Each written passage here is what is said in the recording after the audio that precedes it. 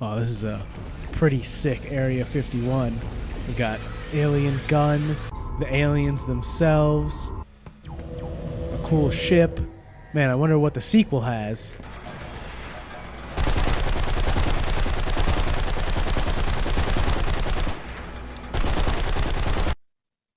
I'm not even gonna put the cheese thing. Cheese! Okay, I lied, but seriously, what was that? Welcome to Abandoned Save, where I highlight the good, not legendary games of the past that you forgot about and left that save in the dust. Midway Games is a goldmine for great games that never managed to reach critical success. I've already covered many of their games in the past, and I'm sure I'll do some more in the future. Today is no exception. Everyone loves a good light gun game at the arcade, and sometimes those old arcade games get used as the basis for a new game because game publishers are as creatively bankrupt as Hollywood. So, after buying the rights to the Area 51 light gun game, Midway decided to make a full game as a first-person shooter in 2005 with the same name. Let's take a look. Oh, this is an old game, so we have to create a profile. I'm, Kronkle. Perfect. Before I get into the game, as I've learned, I better check the controls. Yep, inverted camera controls. What the hell was going on back then? Why were all these old games made by psychopaths? I checked for the option for subtitles as well, but of course they aren't there. This scientist tells us there was some kind of pact made with aliens in the past. And today it will be broken. Then we cut to Hazmat Team Delta strolling up on Area 51 in a pretty nicely animated FMV cutscene.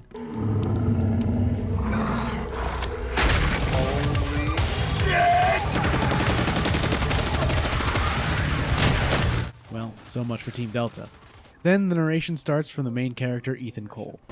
We go in, identify the biohazard, clean, and get out. If the voice sounds familiar, it's David Duchovny, or Mulder from The X-Files.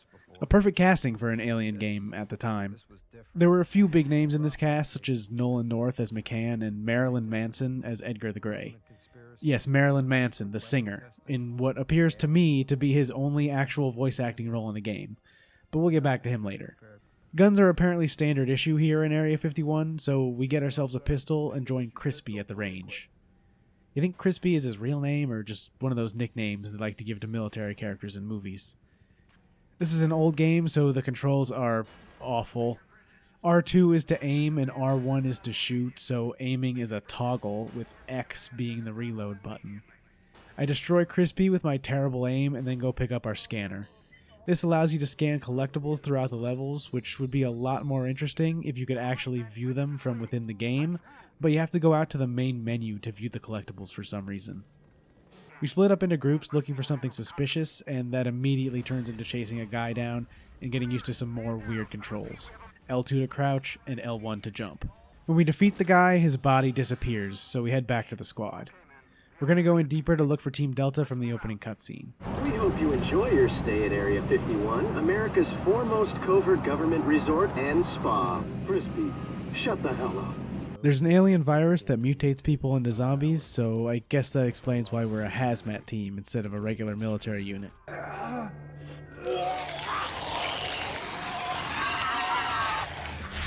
Gross. I bet being turned into a mutant zombie isn't covered by government life insurance either. The zombie mutant virus was most likely caused by the scientists in Area 51 themselves, according to Cole, and that makes a lot of sense. While fighting some more, I picked up a second machine gun, and it allows you to dual wield them, though strangely you cannot reload or keep the second gun. It's like a power-up where you get two guns until the magazine runs out, and then you just throw it away like a used tissue. We get sent with McCann to go turn the power back on, jump through some lasers, and take a huge chunk of damage, and get the power back on. And holy shit. Okay. Well, Nolan North is gone. That was surprisingly brutal for a PS2 game, but there's no ragdoll physics yet, so I can't play soccer with his head. I tried. And now the mutants can use guns too, so that one just ripped off McCann's head for the love of the game. This ends the level, and after each, you get another scene with Duchovny narrating during the loading screen. We're now looking for a comm center. And one of my squad mates has apparently gone feral. A bit further ahead, we see our first actual aliens. These little spider guys are pretty easy to take out, but come in huge waves. With them out of the way, we now need to find an ID card because Security here is tighter than the cannon, Crispy. with our handy-dandy severed hand, we get into the armory and get the ID card. then have to defend the area for a few seconds while Crispy hacks with an ID card. Area 51 security really is intense. I had a bit of trouble with some light platforming to get a door open, but I was rewarded for my efforts with dual shotguns. Hell yeah!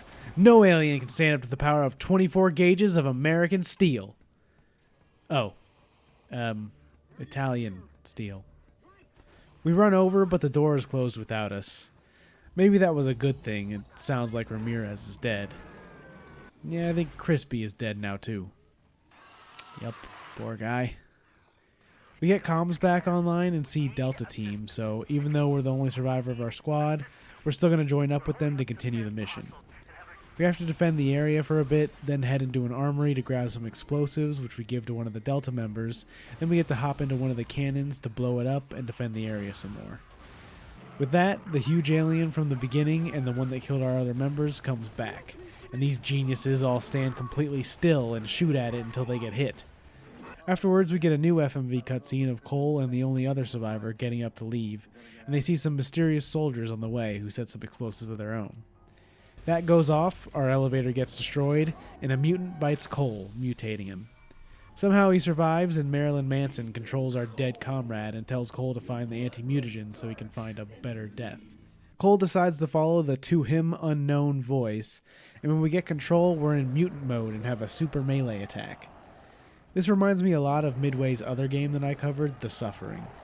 It's got a meter next to your health bar that gets replenished by meleeing enemies, finding bodies to consume, I guess, and finding orange syringes like the green ones that heal you. It also causes enemies to be lit up even if they're behind walls. The alien takes over a scientist again to tell us to find Dr. Cray, and we get into a device that turns us back to normal. As long as you have mutagen meter, you can toggle back and forth between human and mutant form with up on the D-pad. Cray contacts us on a monitor and tells us we need to reach him quickly, and we're also now fighting through soldiers like we saw in that cutscene. Ahead is one of the only times in this game where they use infinitely spawning enemies until you reach the goal, which is a mechanic I've always hated in first-person shooters. Thank God I'm not playing on hard. Then we run into the soldiers killing some scientists, saying they need to remove the witnesses. Stumbling upon the Voldemort triplets, we learn that they're trying to spread the infection, and that the longer you're infected, the stronger you become. They teleport away, and Cray tells us that they are soldiers of the Illuminati. Obviously. We can't have aliens and Area 51 without also having the Illuminati. It's like having Easter without the Easter cow. You just can't do it.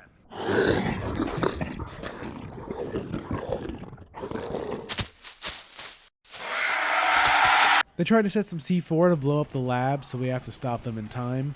And then we get the sniper rifle, which zooms in so aggressively that it's difficult to use. Arriving at Dr. Cray's lab, it's under attack. We take out the soldiers and head inside, where he's talking to a clone scientist named Victor 5. After holding off a few more enemies attacking, we go meet up with the clone to get our cure. We get scanned and bring our results back, but on the way there, the lab is attacked again from the inside somehow. Voldemort comes back and says that Cray has violated the pact, presumably by fighting against the Illuminati, and he sets us up to be cured, accepting that he is doomed. This gives Cole a new mutant power, and Cray meets his end. The alien then comes back to tell us to find our way to him, even though we have no idea where that actually is, so thanks for nothing, man. He comes back again real quick to let us know our new power is the ability to take over enemies and make them fight for us. This is probably really useful, but I hardly ever used the mutant form and pretty much forgot it existed, much like what happened to me in The Suffering. Going melee in a game like this really just needs better advantages to get me to want to do it when I'm going to be running directly into gunfire. Surprise, bitches! Now that we're deeper into the base, we finally run into some real alien stuff. A docked flying saucer. And we get to go inside it briefly to hit a button so we can use its laser weapon, and it actually looks really cool. The next room has another docked saucer, and this room I found to be uncharacteristically difficult for this game. There's no health to be found here, and you have to fight off a ton of enemies, including a turret.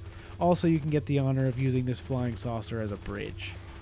The government really will use stuff for anything other than its intended purpose. Even Cole doesn't believe in them. McCann talked about cover-ups, but I always thought the government was too inept. After all that, I ran into the white man group again, and this time it came with a brand new toy. Finally, an alien gun. It shoots 3 orbs at once that stick and then explode on enemies, and it recharges. This thing is really cool, and now that I have it, I noticed ammo starts to get more and more scarce, as they want you to rely on that gun, but not so much that it becomes all you can use. They found a really good balance for it, and I used it for a while, including to take out the jammers on the comm tower, which is the goal at this point. Once that's done, the invisible guys start showing up, and like usual for video games, their invisibility is totally worthless because they move around all the time. We establish radio back with the commander, and he says he's going to override some doors to help us get out. The alien comes back to tell us, "The vision of the infected can help you see things unseen." but really, dude, I can see them just fine without it, and I'm pretty much blind. Anyway, that leads us to this. Model 15. Houston, standing by.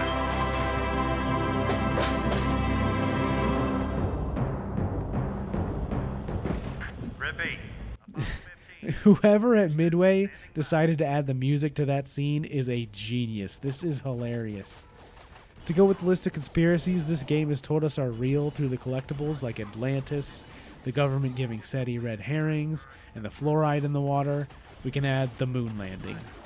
It doesn't really make sense considering this is a universe where the government has alien tech in Area 51, so they definitely could have gone to the moon with their own technology, but maybe the idea is that they faked it to throw people off somehow. I don't know, I'm no conspiracy expert. One of the clones shows up to tell Cole that he's annoying them, then teleports away because he's a petty bitch. But Cole doesn't attack him either, so I guess he's petty too. Going even deeper into the base, we run into some more alien things that make a funny noise when you kill them. But the amount of damage they do if they catch up to you is not funny at all. These things are a real threat. Eventually we meet up with a scientist who's locked himself up in a small room in order to survive. We fight through a few mutants and soldiers to clear the way, then head back to get him to help us enter the next area, which ends with another turret defense section that's actually pretty tough. The game gets harder as you go in a way that feels natural and is fun, which I think is an area a lot of older games and even some today struggle with. Through the door we meet up with the Theta, the first boss fight of the game. I'm pretty sure you'd only know this by going back into the main menu and reading the collectibles you've picked up, but the Theta is a mutant that the Illuminati and Grey aliens cooked up together to take over the Earth. And they did a good job because it can really take a beating. The alien that's been stalking us invites us into his world after, and we get yet another FMV.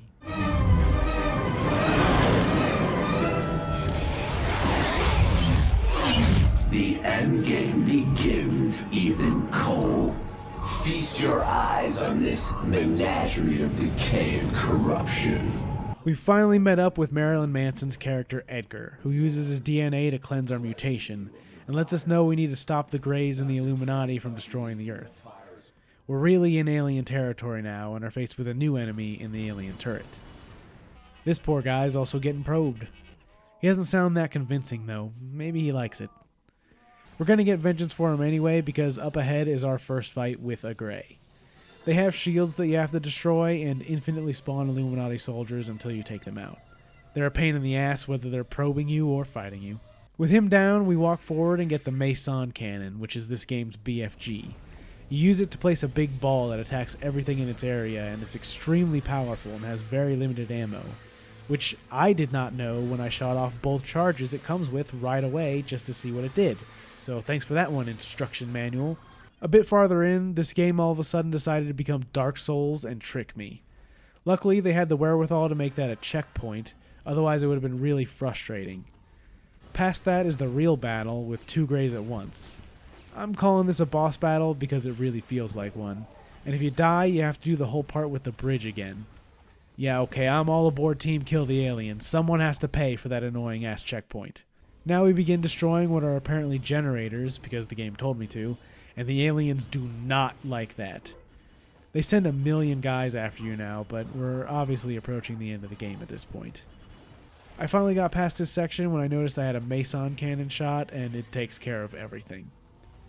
We destroy the second generator and get a checkpoint. And that is because immediately after that is another boss fight with the Super Theta. The fight is more or less the same, but he takes even more damage, and at certain intervals he pulls in some of the SpongeBob jellyfish to distract you. I died to him a few times, and the cutscene that introduces him, though short, is unskippable, which made me start to hate him even more than I already did for his name giving me calculus flashbacks. Once he finally dies, you just kind of leave the way you came too, so I don't even know why we had to go in there in the first place. A teleporter takes us to the core of the ship, which looks like a ship in its own right, and our end goal is in sight. In order to take it out, we're going to have to fight through the alien/asshole army though. This is the final main encounter of the game, and it is definitely the hardest. It's quite a long stretch without many checkpoints, and these are some tough battles, ending in a fight with a Gray who has secluded himself behind the barrier you first use as cover when you enter the area. This requires you to get an extremely limited cover in order to destroy his shields, and it can be very difficult to get time in without using the Mason cannon, which is how I managed to beat it. There's 4 enemies immediately after that guarding the core, which I think was a bit unnecessary, especially since if you die in the core, you have to fight them again every time, but they are pretty easy to take out once you know they're there. And it's a checkpoint as soon as you walk through the door. But what do I mean, die in the core? Well, that Gray wasn't a final boss fight. Instead, the core itself is, which is the weirdest thing about this whole game to me. You have to shoot all the shields off of it as it rotates, and the final hit causes laser beams to come out, which do a ton of damage to you. There are rotating shields for you to hide behind as you do this to stay alive, but they move quick, and it's still kind of difficult. And once you get them all, it's still not over, because it also spawns 2 turrets and begins spinning like crazy, and you have to break both turrets in order to win. This got a bit annoying, honestly, as it's very different from everything else in the game, and your ammo is going to be pretty low by this point. Once the core is taken care of, you get 50 seconds to make your escape, but it's not difficult at all. Cole jumps through a portal and ends up at the famous White Mailbox, a real place in New Mexico where alien fans leave messages for, aliens. I don't know, man. Conspiracy people are crazy. The camera zooms out to reveal a huge crop circle, and the game ends. There are a few videos from Cray and Mr. White, the leader of the Illuminati, that you can watch if you got enough of the scans throughout the game, and I was able to unlock them all just by naturally finding the scans that I found on my own. For those that aren't aware of crazy alien shit, Mr. White here is most likely a reference to the Tall Whites, a humanoid type of alleged alien species. No, seriously, I'm not making this up. They're really called the Tall Whites, or Nordic aliens, apparently. Area 51 was actually a very good first-person shooter, especially for its time. It doesn't try to overdo boss fights or encounters like a lot of them do. It's a good length without getting boring at around 5 hours for me to complete the playthrough, and it has lots of lore and funny data entries for you to collect for some replayability if you didn't get enough. The B-list celebrity cast is a bit weird, but specifically who they chose actually makes sense, and they honestly did a pretty good job of voice acting anyway. Duchovny's performance felt a little flat to me, but it still wasn't bad. For a game based on the premise of a light gun game that has almost no story at all, this was pretty impressive.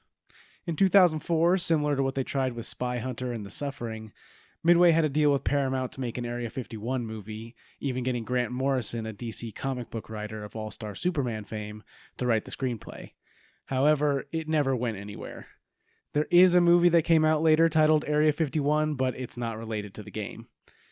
That being said, the game received decent reviews, which I think are actually lower than it should have gotten, and since they were desperate for money and as creatively bankrupt as ever, Midway put out a sequel of sorts on the new Xbox 360 and PS3 consoles called Blacksite Area 51 just 2 years later. The intro pretty much covers how I feel about the sequel already. It's a steaming pile of shit. The same Midway developer made the game, but I don't think much of the actual team there was the same. I fired up my old Xbox 360 for this, and it now requires minor surgery to get a disc into it.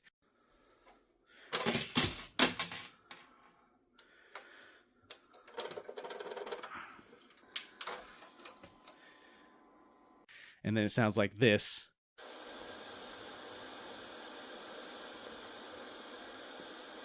Anyway, I don't even know where to start with this game. Just roll the footage. I remember playing this game on hard as a kid, so let's go ahead and pick that. You've got to be fucking kidding me. Of course, this is a 2007 FPS. This is apparently mandatory. Oh, and there's no subtitles, so let me check the menu. Nope, this is it. There are 4 options. I even went back to the main menu again just to check. That is all you get. So no subtitles, but honestly, if you're deaf, they're doing you a favor on this one. We're apparently here to get an interpreter named Noah Weiss. Shit hits the fan, and we head out. At least this game is modern enough to have standard FPS controls. We're playing as Aaron Pierce, spelled like a dickhead, and are a completely silent protagonist, along with the loudmouth Grayson and the calm Summers. You'll notice it says squad morale is low here. If you take too much damage or your squad mates go down, that will happen, which causes them to be useless in battle for a while. Likewise, getting headshots and not taking much damage can put you in high morale, where they'll be better in a fight. The whole game uses this squad system, and you are the squad leader, so you can command them to go places or mount turrets with the right bumper, and they'll always help you in battle. That, along with the way I'm just standing in the middle of no cover while on the hardest difficulty and eating damage like it's nothing, means this game is incredibly easy on any difficulty other than hard, so I'm glad I chose that option. The AI is also unbelievably stupid, but we'll see that more later.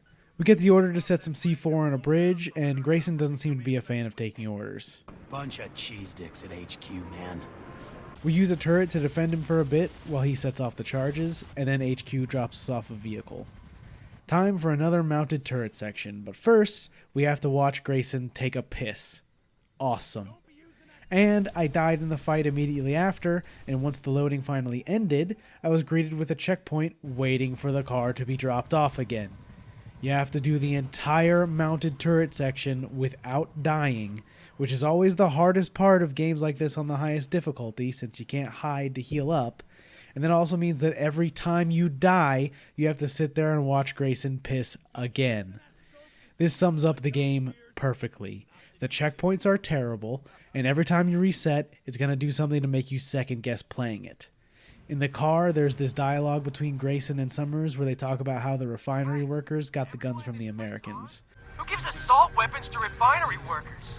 I think they bought this shit from us. Damn, I hope we got some good money. It'll become more clear as we go, but this game is an attempt to be a commentary on the American military complex, but it is nothing like the much more successful Spec Ops: The Line that would come out a few years later. We meet up with Noah and learn about where we're headed next while she gives us a mystery vaccine, which they all take without much protest. It really was a different time. Grayson stays behind and the squad becomes Noah and Summers for this part. This game also has a Wilhelm scream, so at least that's fun. Up ahead, Summers says this. Dr. Weiss, Pierce and I don't read Worm. If that's what I think it was, I suppose it's in character for a military man of the time, but I really don't think a line like that was necessary. Grayson complains about them testing dangerous chemicals on a soldier right afterwards, and the mutants are back. Noah says it's a virus, and she can't say any more. But congratulations! We have now seen all the connections to this game from the previous one. The mutants exist, and it's because of an alien virus. That's it. Honestly, it's better this way. I'd much rather this garbage not be related to the previous game at all.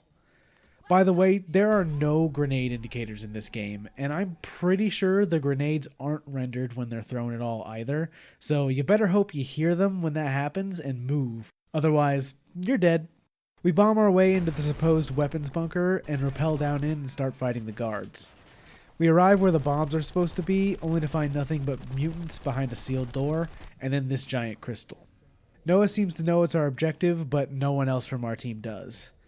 Summers touches it, and it looks like this must be us getting our mutation powers like from the first game, right? Well, we get knocked down, so Noah pulls us away while Summers fights off some aliens, and then Noah closes the door while he screams at her to open it. But he had more than enough time to get through that door. He had no reason to even stand there to begin with. Wait, no, don't leave me. Don't leave me. No, wait, don't leave me. You monsters, how could you do this? No, don't leave me. Hang on, guys, don't leave me. Don't leave me, no. That one is totally on him, but we've left him, and now we're going to fight our way out of the bunker through some exploding mites, which are new to this game, as well as more mutants. And no, we did not get some crazy alien powers this time. We're just a boots-on-the-ground soldier through and through. We meet up with Grayson on an elevator and tell him that Summers is dead. He wants to go back for him, but Noah isn't having it. As we head outside, we're greeted by another new enemy that is for some reason called a flathead, and Noah calls it a mutation, and the evac chopper arrives. Then cut to Nevada in the present day, as the Iraq section was 3 years ago. The general has no interest in giving a proper interview and tells Pierce his team is to go into a base that's been closed down for years to stop the bad guys from getting in. Obviously, that base is Area 51, though he doesn't say it. I don't think the game ever actually directly calls it that. He gives Pierce his condolences for Summer's death, and then we meet up with Grayson and get some new information from Noah, who knows what's really going on, but still won't directly say it. Since Summers is dead, our third member is now Ambrose from Iraq as well. It's obvious that they specifically brought in the people from the previous mission for this one, but of course we have a silent protagonist, so we don't get to hear our character question it at all. That's one of the reasons why this meta commentary doesn't work for me. We actually get to drive the van we're going to use to check out the nearby town of Rachel, Nevada, and its Borderlands controls, which always takes some getting used to. We come across a chopper that isn't one of ours, so it's time to hit the gas. Eventually, we come up on a destroyed vehicle that has a rocket launcher. It locks on with aim and is going to become this game's favorite method of dealing with a threat that isn't the basic enemies. We stop off at a guard post, and a vehicle comes roaring in with some fresh new aliens for us to fight. These things look like a rejected Pokemon with a fresh coat of the 2000s video game piss filter. Thanks for that, Grayson. I'll never understand why every game coming out in this era had to look so brown like this. It's like they just discovered the color and went wild with it. There's a barricade in the middle of the road that causes us to go around, and that means it's time for some Michael Bay explosions. It's kind of fun, but also very underwhelming. Right after that, you run into another one, which I didn't realize you weren't supposed to just drive past it first. And of course, the checkpoint is before the explosions from before. So every time I fail that part, I have to hear the same conversation and watch the same shitty explosion, which starts to become really annoying. The amount you have to fight through is fine, but a lesson I think most game devs have learned by now is that checkpoints aren't just about how much of a challenge it is to get to the next one, but also about putting you past more expository things or small set pieces, because doing them over and over again if you're having a hard time makes you hate them instead of enjoying them for what they were. Also, drivable cars are indestructible, so they just bounce. We then arrive at the Little Alien, which is a cute name, and have to go through it because the bridge is down. The owner is hiding in his garage to get away from Sarah from Land Before Time. We put her down like Littlefoot's mother and get him to open up. This guy is the exact kind of guy you would expect to see running a small place like this in rural Nevada, but at least he's prepared and helps us out. And on the way out, they give us another slight at the American military. I love this guy. I carried it all the way through Iraq. Kick-ass American engineering, baby. Hate to break it to you, but those are mass-produced in China. Whatever. At the way station just ahead, we then have our first interaction with the Reborn. These guys aren't the Illuminati from the first game. Their AI is dumber, and they have a different backstory, which we'll get to later. But they do give us our first alien gun. It's like a shotgun, but worse, and it's very underwhelming. Then we find one pulling his best Elvis impression, dying on the toilet, where we have this dialogue. Eat shit, Delta. U.S. Army? Oh, negative.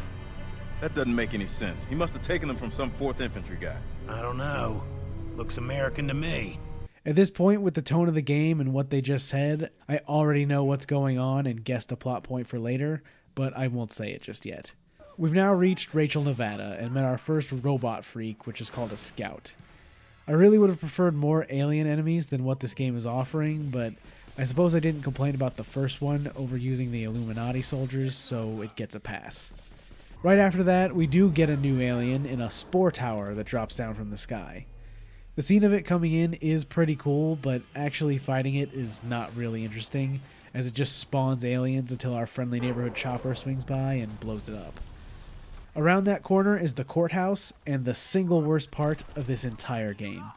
There are a million enemies going down this street, with very few places for you to take cover, And once you finally do get all the way down the street and are trying to figure out where to go, they spawn snipers in behind you, and the game does a shit job of telling you where they are. So the next time I got there, I ran around in circles looking for the enemies that I knew were coming, and still died.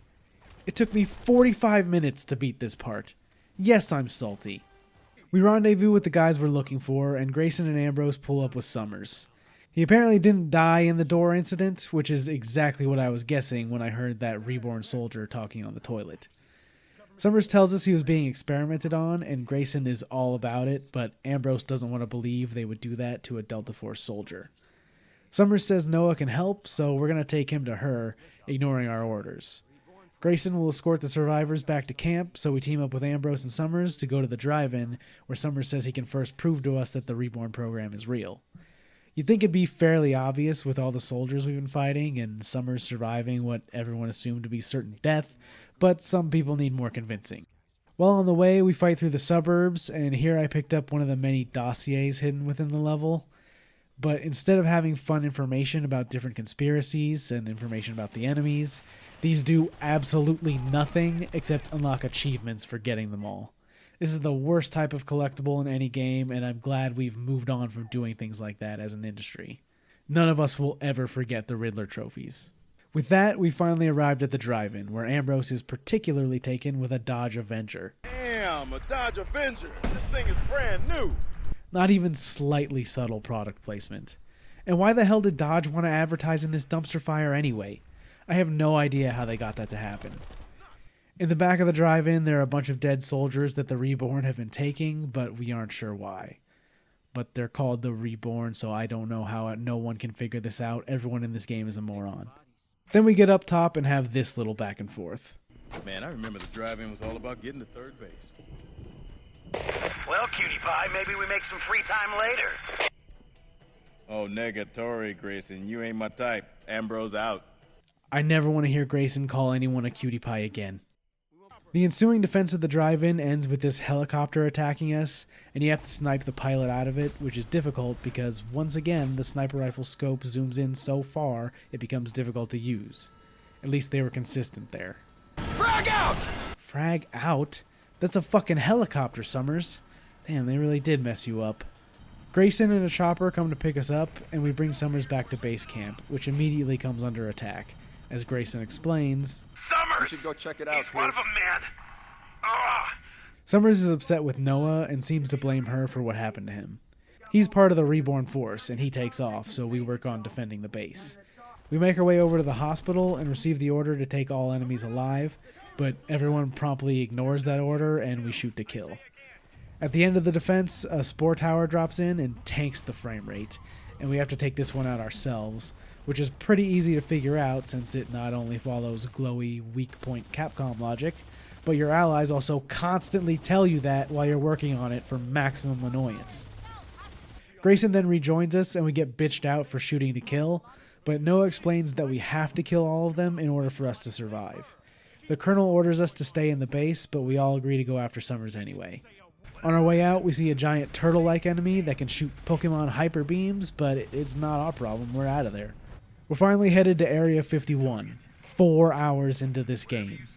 We're flying in and have to man the chopper turret, including this section where we fight off this tentacle monster from hell. During that fight, Noah's chopper goes down, and we're not going to leave someone behind again, so we go off to get her, but Grayson doesn't want to. The guy that threw a fit about leaving Summers. I get that he doesn't like her, but I feel like it would have been way more consistent for him to have been the one that insists on rescuing her. Either way, with Noah back with us, we learn some more about the Reborn program and arrive at the concrete dome that's over Area 51. Our chopper goes down and Ambrose doesn't survive the crash. Immediately after, we're faced with another one of those turtles, which apparently are called Xeno Fire Brutes, even though they don't have anything to do with fire as far as I can tell. Either way, it dies the same way as everything else giant like this. You go get a rocket launcher and you shoot it twice on its weak spot. This game has no idea how to do a spectacle boss fight, even though the previous game was so much better at it. Next, there's a driving section that they wish was as cool as Halo's, and we have one more turtle to kill to actually get into the base. With it out of the way, Noah lets us inside. Summers starts taunting us over some speakers, and some mutants attack. If you're hoping for grays or tall whites or anything else like that in this game, too bad. We've already seen every enemy type in the game by this point. All the charm of the previous game was lost on this one, and that's one of the major reasons for it in my mind. There aren't even any cool flying saucers or anything either. This Area 51 is just a giant metal lab. It's terribly boring. We find a scientist that tells us Summers is using the crystal from the start of the game to try and send spores all over the planet. Then inside the base, Noah starts talking about how there was no one to tell us it was torture. We were isolated, no oversight, no one to tell us it was torture. This talking about what they were doing to soldiers like Summers, creating the Reborn. That is the worst excuse I've ever heard. No one told me I couldn't abuse animals, I mean soldiers, so how was I supposed to know it was bad? Insane. It's insane.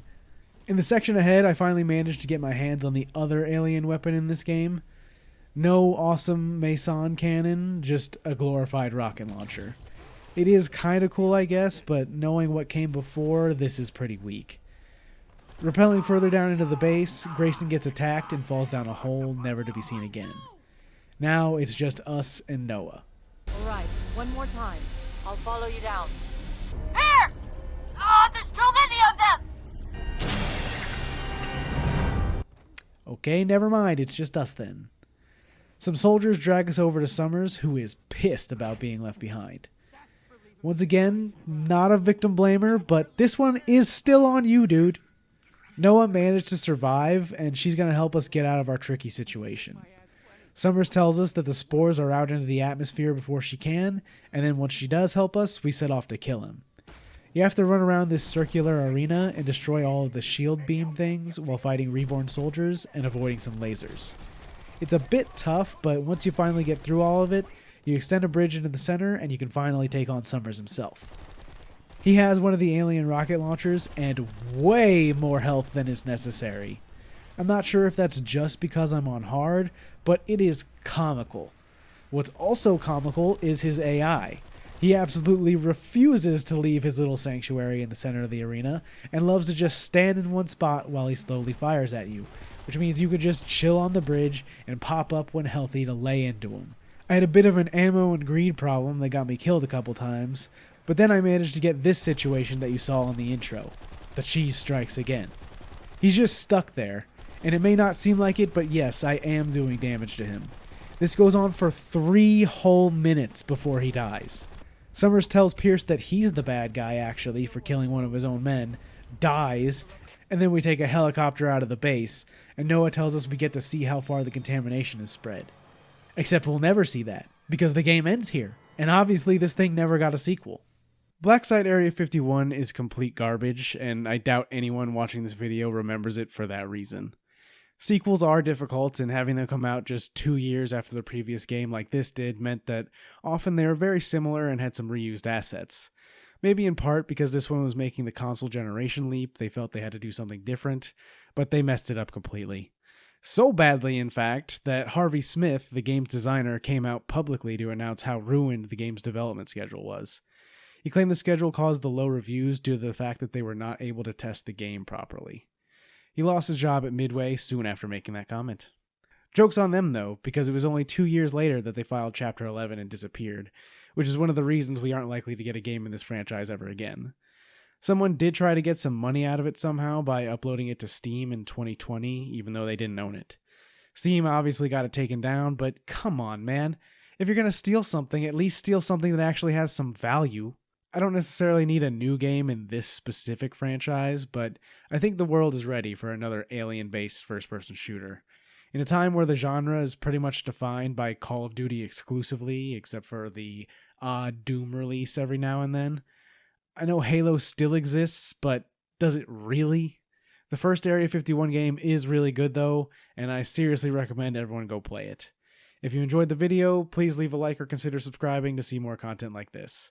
Until then, I'm going to go dig up Midway's grave and make sure this piece of shit goes down with it.